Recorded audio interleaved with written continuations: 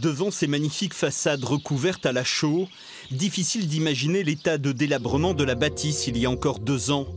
Moisissures sur les murs, escaliers détruits, toiture inexistante, le château était laissé à l'abandon depuis des dizaines d'années.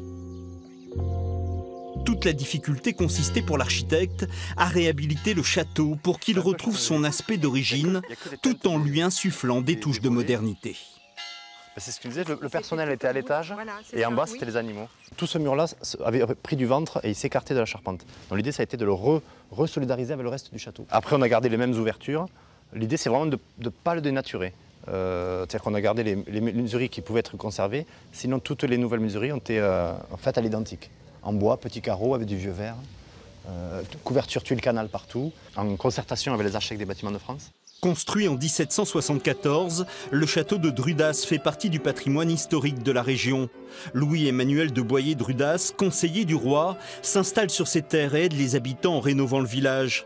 À son décès, sa sœur, épouse de François Marie-Louis de Rességuier, devint l'unique héritière de son immense fortune. Jusqu'à la fin de ce château, de la possession de la famille, toutes les générations étaient des de Rességuier, qui eux aussi étaient une noblesse de robe et d'épée, puisqu'il y a eu de brillants soldats, aussi de grands parlementaires, et aussi beaucoup ont fait partie de l'Académie des Jeux Floraux, qui est une académie de lettres, de poètes, dont Jules de Rességuier pour les Toulousains et son fils Albert ont été très connus. Du passé, la propriétaire a souhaité garder un maximum d'éléments et ainsi retrouver l'esprit du XVIIIe et XIXe siècle. Tomettes, parquets, frises, moulures, escaliers, rôtissoirs et potagers ont été restaurés dans le respect de la mémoire des lieux. On mettait le feu dans ces cendriers et là on mettait les plats à réchauffer ou à mitonner, etc. Là on mettait de la vaisselle. Vous voyez, ici on mettait les cendres ou les bûches.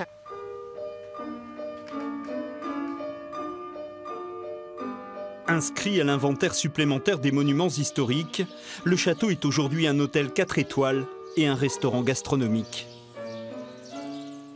Très content, oui, d'avoir réussi à redonner vie. On a quelque part recréé un petit pan d'histoire et ça, oui, on est content des choses accomplies.